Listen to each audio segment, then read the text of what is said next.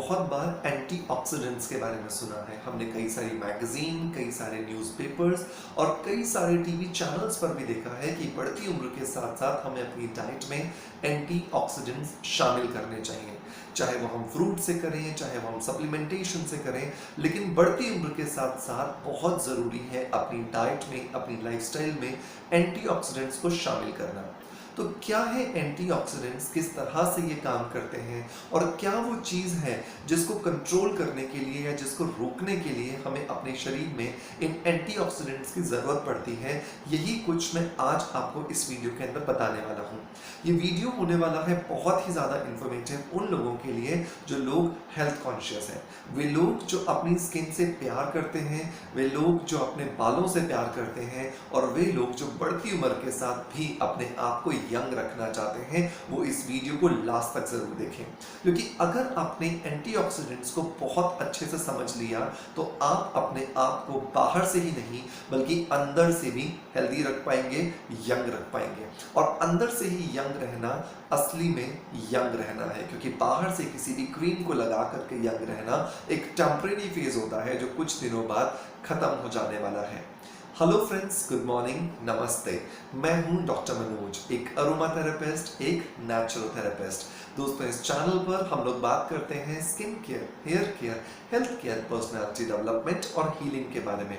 सबसे बड़ी बात कि इस चैनल पर अपलोड होने वाले वीडियोस को आपका बहुत सारा प्यार मिल रहा है, उसके लिए बहुत बहुत शुक्रिया।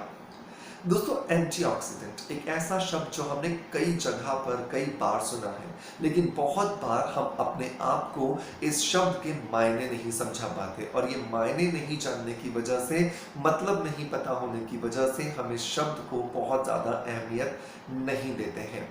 दोस्तों, बहुत आसान शब्दों में आपको समझाऊंगा। हो सकता है कि आपको कभी कभी इस वीडियो के बीच में हंसी आए, लेकिन एक बहुत ज़रूरी इंपॉर्टेंट बात यह है कि कभी भी किसी भी भारी भरकम टर्म को इजी करने के लिए हमें कुछ ऐसे एग्जाम्पल्स का इस्तेमाल करना पड़ता है जो हमारी रोज़मर्रा की ज़िंदगी से जुड़े होते हैं, लेकिन वो करना ज़रूरी होता है।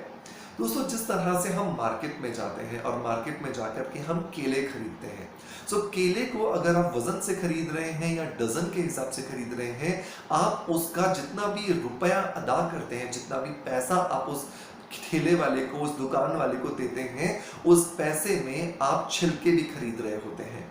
जबकि आप एक काम और कर सकते थे कि चलो छिलके हम निकाल देते हैं, आप मुझे इसका कम करके दे दो, लेकिन ऐसा प्रैक्टिकली पॉसिबल होता नहीं है, क्योंकि प्रकृति ने भी उस केले को इंटरनली प्रोटेक्ट करने के लिए उसका छिलका बनाया है। मतलब कि ये एक प्राकृतिक प्रक्रिया का हिस्सा है, लेकिन आपने उसका पैसा दिया। बिल्कुल वैसे ही आप जब आलू खरीदते हैं, जब प्याज खरीदते हैं या जब बहुत सारी और भी दूसरी चीजें खरीदते हैं, तो उनके साथ साथ आप उसके साथ आने वाले कचरे का भी पैसा देते हैं, जो आज आपको कचरा नहीं दिख रहा है, लेकिन कल जब आप घर जाकर के उसको फेंकेंगे तो आपके लिए कचरा हो जाएगा। बिल्कुल वैसे ही हमारे शरीर में बहुत सारे प्रोसेसेस एक साथ चल रहे होते हैं।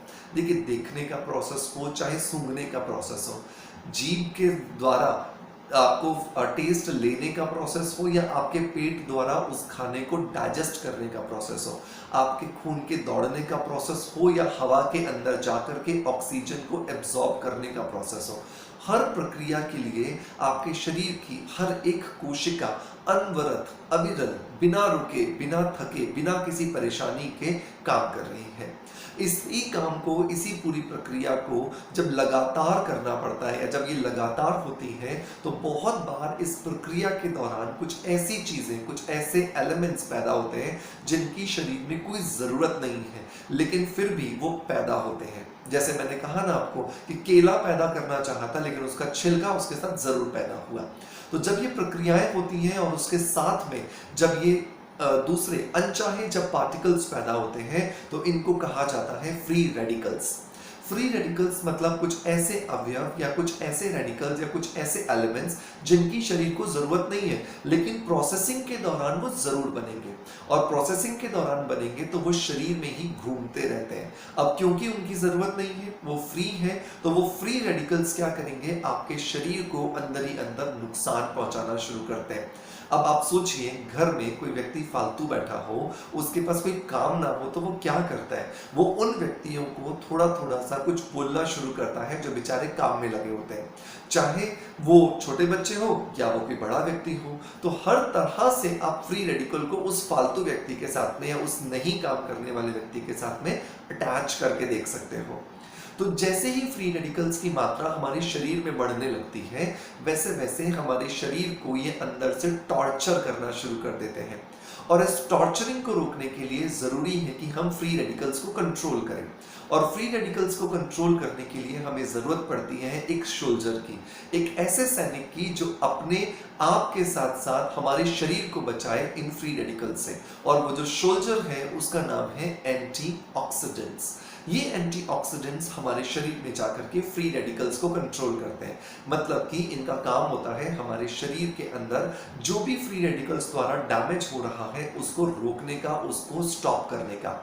जब ये फ्री रेडिकल्स द्वारा होने वाला डैमेज एंटीऑक्सीडेंट्स के द्वारा स्टॉप कर दिया जाता है, रोक दिया जाता है, तो इसकी वजह से हमारी स्किन में यूथफुलनेस दिखाई देने लगती है, हमारे बालों का झड़ना बंद हो जाता है, हमारा जो स्ट्रेस है वो धीरे धीरे कम होने लगता है, हमारे शरीर की उम्र का शरीर को देख करके अंदाजा नहीं लगाया जा सकता। तो बहुत जरूरी है अपने शरीर में एंटीऑक्सीडेंट्स का इनपुट करना, एंटीऑक्सीडेंट्स डालना। अब एंटीऑक्सीडेंट्स मिलते हैं हमें फ्रूट से, स्पेशली वो फ्रूट जो कि बहुत ज्यादा कलरफुल होते हैं। लेकिन ये कलरफुल प्रकृति ने बनाए जाने चाहिए, प्रकृति द्वारा बनाए गए होने चाहिए। ये कलरफुल किसी कलर को ठोक करके या कलर को डाल करके ना बनाए गए हो, क्योंकि बहुत बार देखा गया है कि तरबूज को ज्यादा रंग देने के लिए उसमें रंग डाल दिया जाता है, या किसी भी दूसरे फ्रूट को रंग देने के लिए उसमें रंग डाल दिया जाता है। तो नेचुरली होने वाले अगर कलरफुल फ्रूट्स आप खाते हैं, जैसे पपीता आप खा सकते हैं, आलू बुखारा आप खा सकते हैं, स्ट्रॉबेरी आप खा सकते हैं, एप्पल आप खा सकते हैं, टमाटर आप खा सकते हैं, गाजर आप खा सकते हैं, खीरा आप खा सकते हैं। तो ये जो चीजें हैं इनके अंदर एंटीऑक्सीडेंट्स बहुत होते हैं, और ये एंटीऑक्सीडेंट्स बहुत होने की वजह से हमारे शरीर में अंदर जाकर के फ्री रेडिकल्स को कंट्रोल करते हैं। इसके अलावा अगर हम ड्राई फ्रूट्स की बात करें, नट्स की बात करें, तो आलमंड्स मतलब बादाम, फिर आपके इसके अलावा हम ले सकते हैं ब्लूबेरीज, आपके चेरीज। तो ये जो चीजें होती हैं ये आपको बहुत ज्यादा मदद करके देती हैं। तो मैं उम्मीद करता हूं कि ये भी आप अपनी डाइट में जरूर शामिल करेंगे। बहुत सारे लोग जो मुझसे पर्सनली कंसल्टेंसी लेते हैं उन्हें पता है कि मैं फ्रूट्स और ड्राई फ्रूट्स और सीड्स स्पेशली मैं उनका बहुत ज्यादा अमाउंट रखता हूं अपनी टोटल डाइट के अंदर, क्योंकि बहुत जरूरी है अपने आप के शरीर के अंदर एंटीऑक्सीडेंट्स को डालना। अगर नहीं डालेंगे तो डेफिनेटली उससे बेनिफिट हमें नहीं मिलेगा। सो दोस्तों, मैं उम्मीद करता हूं कि जो बहुत मुश्किल टर्म जो हम बहुत जगह सुनते थे लेकिन हमें उसका मतलब नहीं समझ में आता था, इस वीडियो से बहुत आसानी से आप उसे समझ पाए होंगे। अगर आपको लगता है कि ये वीडियो आपके काम का रहा तो इसे प्लीज एक लाइक का बटन जरूर दबा के मोटिवेट करें, क्योंकि आपके इन लाइक के बटन से मेरी पूरी टीम को मोटिवेशन मिलता है और मेरी पूरी टीम मेहनत करती है आप लोगों के लिए हर रोज कुछ ना कुछ नए सब्जेक्ट्स ला करके मुझे देने के लिए, जिसमें मैं काम करता हूं आपके लिए वीडियो बनाने पर। और दूसरी बात, अगर आप चैनल पर पहली बार आ रहे हैं तो हमें बिना सब्सक्राइब किए बगैर आप नहीं जाएंगे। आपको सब्सक्राइब जरूर करना है, साथ के साथ में आपको नोटिफिकेशन बेल दबानी है, और अगर आप हमें देख रहे हैं फेसबुक या इंस्टाग्राम पर तो हमें फॉलो करना ना भूलें। आपका प्यार आप हमें इसी तरह से देते रहेंगे। इसी आशा के साथ आपसे अलविदा लेता आपका knowledge friend doctor Manoj. Thank you so much, bye bye, love you all.